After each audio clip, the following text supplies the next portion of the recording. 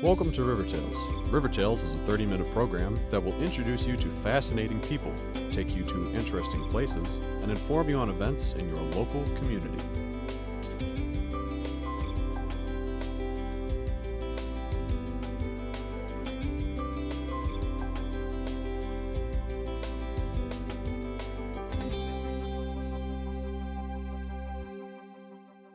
River Tales is brought to you by Southeast Health. I am a sister. Actually, I'm the oldest of 5. And my house is where everyone gathers. Taking care of things, well, that's just what I do. I'm a sister, and cancer doesn't change that. At the Southeast Cancer Center, we know that your life doesn't stop because of cancer. You are a person who touches other lives every day. Ask your doctor about the difference at the Southeast Cancer Center. This month on River Tales, we join the Cape Girardeau Area Chamber of Commerce in saluting the top educators in our area. We start with a visit with Tim Arbeiter, Vice President for the Cape Area Chamber of Commerce, on the history of the award and how the recipients are selected. A brief story on each teacher follows the interview. The videos were produced by Jonathan Fritzler of Sight and Sound Media Services. River Tales is proud to recognize these educators and say thanks to all educators who have dedicated their professional lives to education. Congratulations to the Educators of the Year. Well, every year, the Cape Chamber opens up nomination to the Educator of the Year awards. Those nominations are opened up in April, in the spring of the year, and we accept nominations from all over the community, parents, students, colleagues, administrators. We receive those nominations and we put out the applications to all the nominees, typically in about May, late May. And then whenever we receive the applications back from the nominees, typically about mid-July, the review committee, made up of chamber volunteer members, again, a lot of them are business people, they review all the files, score them, rank them, and then from there select the top 8 finalists for interviews. And those interviews took place just right after the Labor Day holiday. And from there they selected 5 of them to be the honorees for this year. After they're selected, we notify them and say, congratulations. We make arrangements for them to attend the Educator Appreciation Reception. But in the meantime, we prepare resolutions of honors for each of the recipients. We give them enough time in case they want to invite family and friends and their colleagues to the reception. And at the reception, we give them the awards. The awards contain the coveted Crystal Apple, a $500 check, of course the resolutions of honor from the state legislature, and then we give them a copy of the videos that were made of each of them in celebration of their honor. And then again at the event we just give them a fanfare, give everyone a time to witness their videos, and a few minutes at the podium to say additional thank yous. And then we just shower them with gifts. And so we were honored this year to give away to these 5 recipients. Chamber of Commerce has had a long-standing tradition of trying to thank and honor educators. Educators are our shepherds of the future, if you will. They're taking care of our future workforce. They do it as public servants as they are. They do it with many hours in the classroom, outside of the classroom. They take time to help their students make good choices and to set their future career paths. And many of our educators also serve as really strong role models for our students because many of our students want that strong role model and guiding them down the path that they need to go, whether that be choosing which post-secondary institution they want to go into or into the workforce, or if they're choosing to go into a military background. You know, that's an awesome responsibility when you think about an educator. And then when they get to post-secondary, we also take a chance and opportunity to honor the faculty here at the university for preparing them for higher work beyond graduation from Southeast Missouri State University.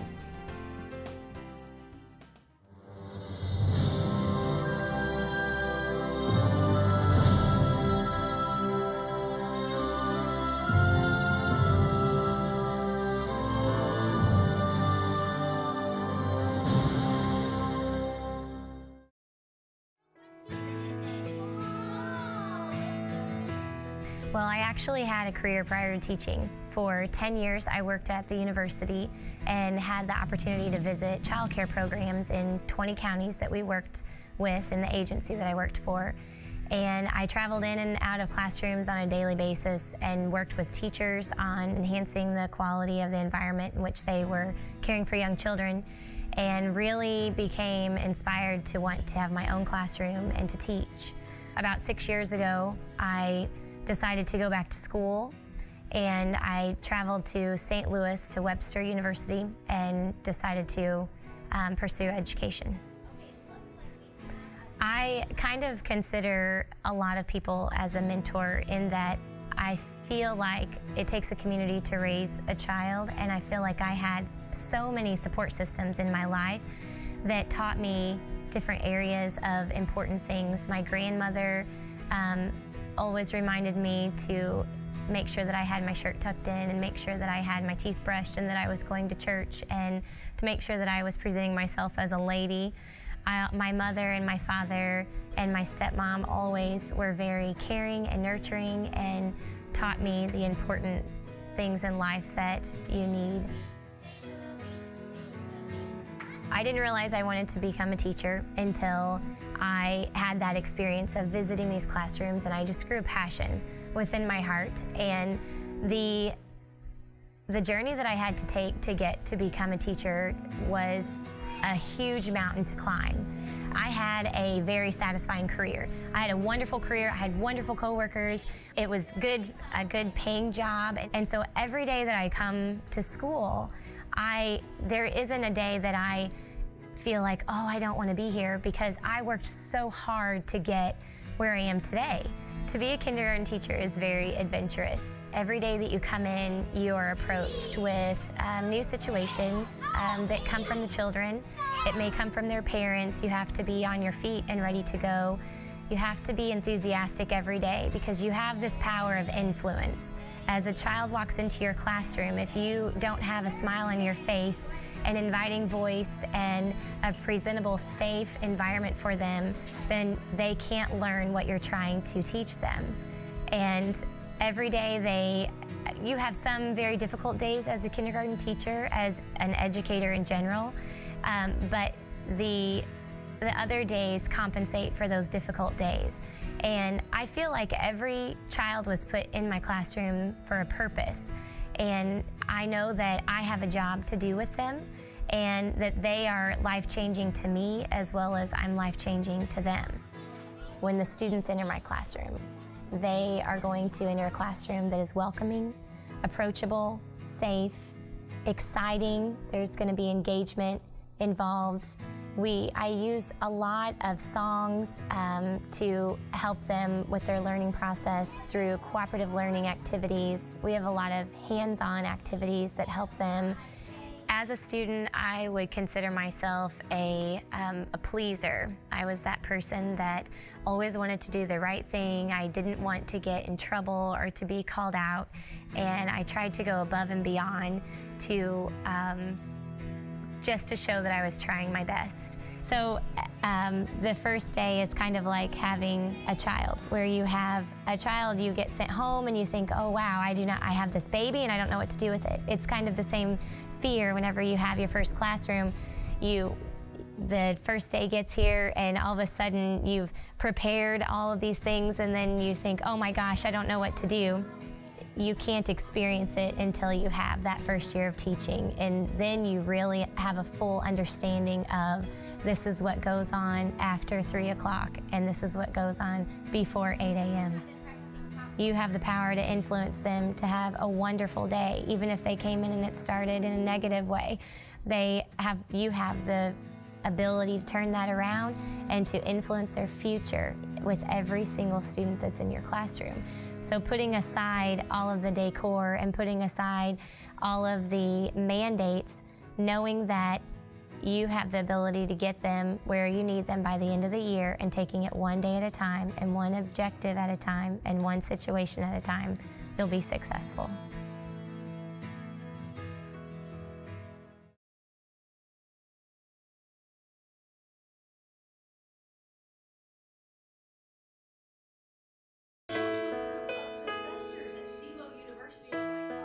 I have the job of my dreams. I've been working here for 8 years, Cape Central High School. I am a 1995 graduate, and the only place I wanted to work was Cape. In fact, when I applied for my job here, they asked me what other schools I had applied at, and I was like, none. This is the only school I really want to teach at. One of the reasons I wanted to be a teacher, I love those aha moments. Anytime I was training or working with people and you're teaching them some kind of new skill or a different way to think about something, and you can see it click in their mind and they're like, ah, and it kind of enriches their life with that information.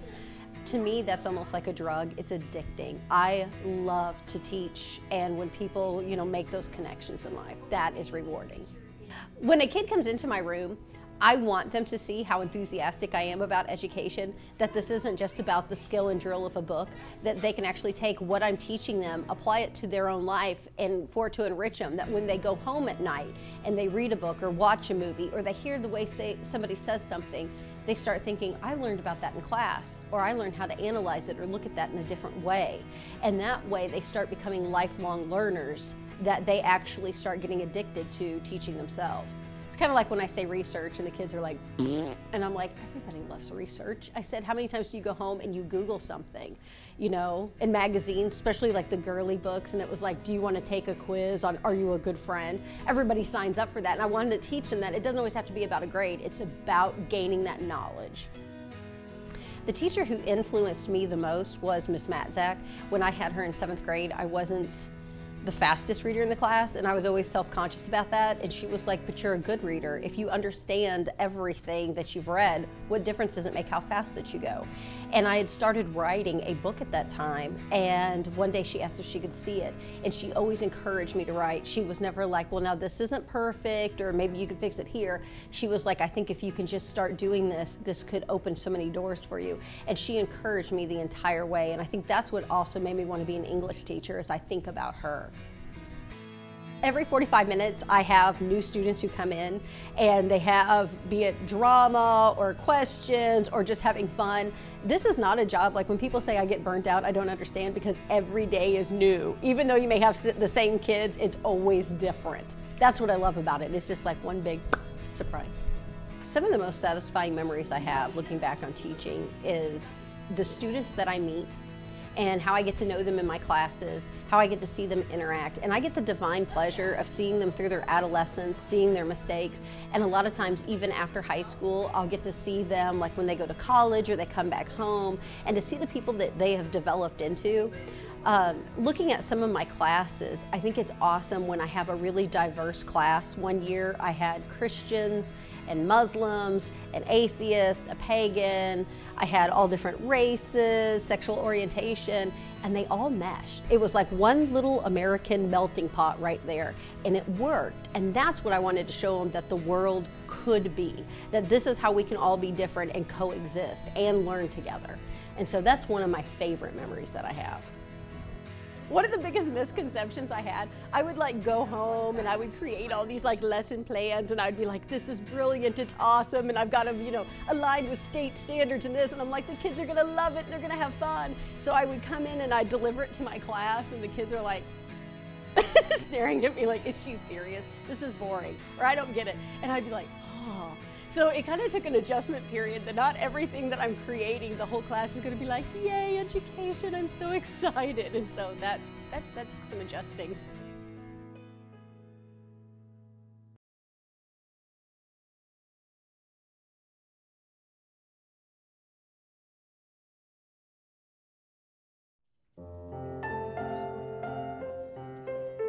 I have taught at a variety of levels. I started teaching in a small parochial school, then I came to Cape Schools and I taught 6th grade, then I taught 7th grade, then I taught at the junior high, I taught at the alternative school, and right now I'm at Central High School. So of all of the levels that I've taught at and over all of the years, I didn't really find a mentor until about my 15th year of teaching in Cape. And that was when I was at L.J. Schultz Middle School. And I met Kathy Burkbigler, and she really was a mentor of mine and helped me begin to love math education specifically, but even more so just the education of the secondary child. And Kathy just helped me in so many ways. In what I like most about the way I teach now, which is in a lab situation, the kids are doing online learning. I'm running 40 different courses at the same time. So in a class of, say, a dozen kids, there could be a dozen different classes actually happening. So I go from one student to the next, to the next, to the next, helping them when they get stuck, getting them, putting out little fires, helping motivate them when they feel like they're kind of getting slogged down. And I think that constant change up of science to social studies to math to some English to public speaking, I think it kind of keeps my brain firing and maybe keeps me a little younger than I really am. Keeps my brain going and engaged. You graduate from teacher education and you have these big ideas of what your job is going to be, what your career is going to be. And I think the biggest misconception that we have coming out of teacher ed is that every student is ready, willing, and able to learn. And it's simply not true. It would be ideal if they were. But some are not ready, some are not willing, and some are not able. And the biggest challenge that we have is to do what we can to help each and every one of those kids, even if they don't meet the criterion of ready, willing, and able. We are challenged by a body of students that arrive all at different levels of learning. Not only that, they're at different grade levels, they're at different maturity levels. So the challenge is to keep each and every one of them engaged in the programming, which sometimes is a little corny, but sometimes challenging, and sometimes easy. So the challenge becomes keeping them all engaged and working at such a pace that they can be successful and feel like even if they start the course a month late than everyone else, they can still be successful in the end and earn that credit. A lot of the students that we get in Central Studies are kids who have transferred into Cape Central from other states, from other districts. They might not know anyone, they don't have any personal connections with anyone, and the Learning Lab here is a chance for them to get to know a teacher, get to know students in a small class, and to feel more at home here at Central High School and be successful at the same time. I think that all teachers who have been around a long time would agree that the biggest thing that would help us is to take all of the governmental interference and the legislative interference out of education and just let teachers teach without having to worry about meeting these new requirements that have been set up by law. Teachers know how to do their job. They know how to teach. They just need to be free to do that. Growing up in Illinois, I was not a particularly motivated student. I didn't have a favorite subject. I was one of those kids who, in grade school, if you asked me what my favorite subject was, it was going to be recess or PE. In high school, I didn't have a favorite subject. I did have areas I maybe was better at than others, but I wasn't the kind of student who knew that education as far as teaching was going to be in my future. Did not know that at all. People kept pointing out to me that I seemed to be good at math. I didn't want to believe that. But in the end, that's what I became, was a math teacher. And I love teaching math. Helping me along the way would have to be my family, first and foremost, and then so many different colleagues, administrators, and other teachers along the way, and the kids, because the kids keep you motivated and keep you wanting to come back. I still see kids, as do all teachers everywhere, who will say, "Miss LeGrand, hi, do you remember me?" And I have to say, "You don't look 12 anymore." And they have to reintroduce themselves. And sometimes they're grown with families of their own. And that makes you feel like you've done a good job. You see these people grown up and leading successful lives. And it's fun to have been a part of that.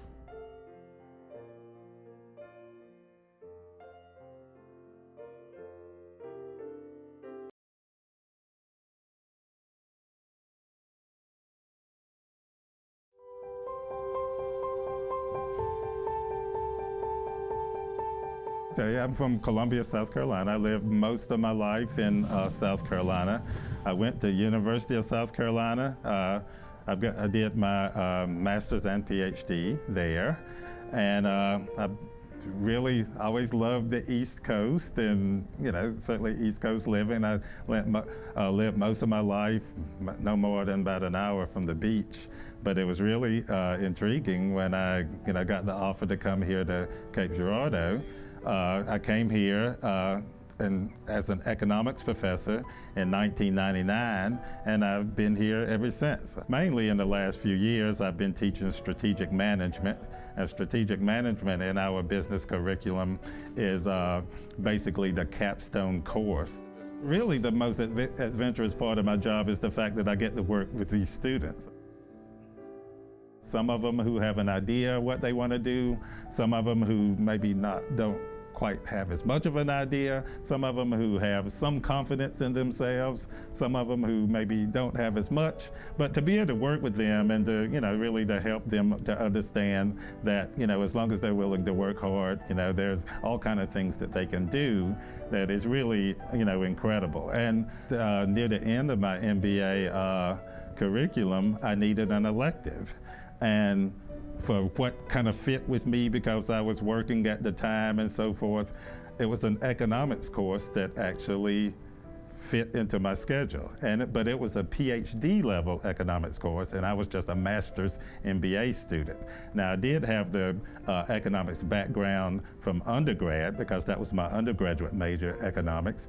But I was, wondering, okay, could I actually take this course even though it kind of fit into my schedule? And so I went to the professor and I talked to her. She said, well, I'm kind of wary about having you take this. It was an international economics PhD course.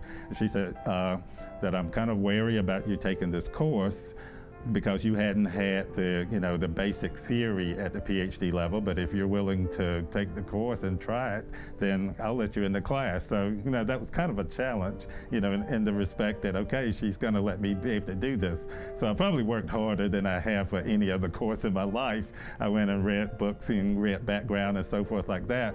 But she, Elizabeth Rootstrom, she was a professor at the University of South Carolina at the time, and she was just so encouraging. And after getting to know her from that class, she really talked to me, because I did well in the class, probably because I worked so hard at it. But she gave me the encouragement saying that you ought to think about doing your PhD. And so from there on, just with conversation with her and, that's kind of how I got here. And really, throughout the years, even after I stayed at the University of South Carolina to do my PhD in economics, and I was her graduate assistant, and from really getting to know her, it was like, wow, I want to be a professor, and this is the kind of professor I want to be. As a student, one tends to think of, their professors as some great pedestal, and sometimes you almost get the idea that, professors were born professors, but I could not imagine myself doing anything else right now.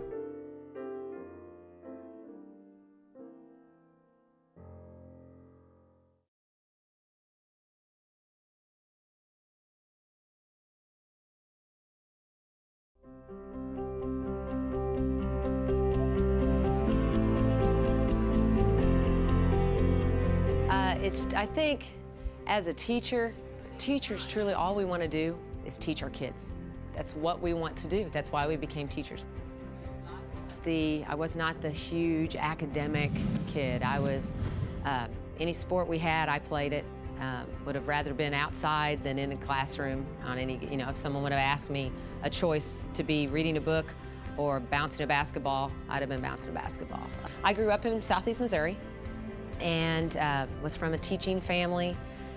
Always thought I wanted to teach, didn't really know what I wanted to teach until I was at my junior college and took an anatomy course that I just absolutely loved. And it was hard for some kids, and it was never really hard for me. It just came, I was really interested in it, and that's when I decided I was gonna be a science teacher. School's always been a big part of everything that I've done. Even when I was in high school, I loved high school, I loved college. And being in the school setting, my parents were, my father was a teacher and my sisters and brothers were teachers.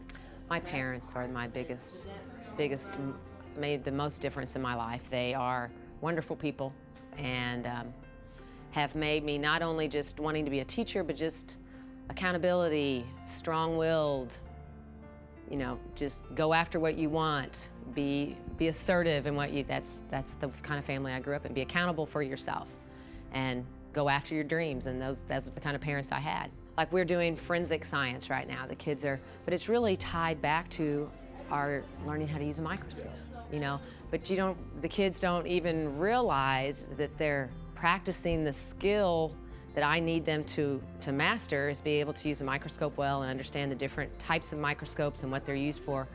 What they see is, hey, we're getting to do CSI stuff like we see on TV. And different kids are excited about different things. And the kids is what makes it adventurous, is the excitement of, and it's not all at the same time. Sometimes some group of kids, you know how that is, aren't really turned on by this particular topic, but a whole group of other kids in the same room will be. And so they kind of pull in the excitement. They're like, okay, well, they think this is really cool. Well, what are you doing that I'm not seeing? And they kind of help pull each other into the excitement and the adventure change. The different lab activities that the kids are getting involved in, so much we're trying to go from just 1, 2, 3 steps, follow my directions and do what I tell you to do, to here's a real life scenario that could happen in a job situation, and you're asked to actually take a role, take on the role of an investigator, for instance, and come up with your steps. What would you do if you were in this position as a job? What career, what tools would you need to be expertise in? And you would be able to work with other people, investigate, use those scientific skills that we're using here at school. That some kids think, why do I have to learn this? These are some reasons why these skills are used. And so when they were given the scenario of forensic scientists, they had to evaluate information, come up with steps, and take their own procedures and use them over here in the lab. And a lot of them, the learning process is, hey, my steps weren't very good. You know, they kind of look around and go, I need to rewrite these. You know, and that's as big a learning tool for them as if they would have made no mistakes the first time. And kids have to figure out that science isn't always about being right. It's about figuring out your mistakes and correcting those mistakes and moving on to a new scenario of steps. I guess I'm lucky to be a high school teacher in that respect, that those kids seem to appreciate what they get from you. I had a student just 3 weeks ago, after I had the honor of winning this award, that was Facebooked me, you know, and I was like, who is that? Who is, you know? And I looked and pulled him, I was like, oh, that's one of my old students, you know? So of course I friended him, and he said, been needing to find you for years to let you know I'm in medical school. You know, I'm gonna be an open heart surgery, vascular surgeon. I just wanted you to know, remember when I had to come to your class and get special permission to take your honors anatomy class because I had screwed off my junior year and I screwed around and didn't do very well, my grades weren't that great. I want you to know I am in medical school, you know? So I get that benefit of being able to, those kids, I get emails from kids all the time now that are in college, and they're like, I'm so glad you made me work hard in that class because my college classes are not kicking me in the butt. I'm doing good, you know, and so I get that benefit from those kids, where I think sometimes middle school teachers, elementary teachers don't get those kids to come back and say, hey, you know, you made a difference. And I get that a lot, and it's nice. It's nice to be able to hear from those kids.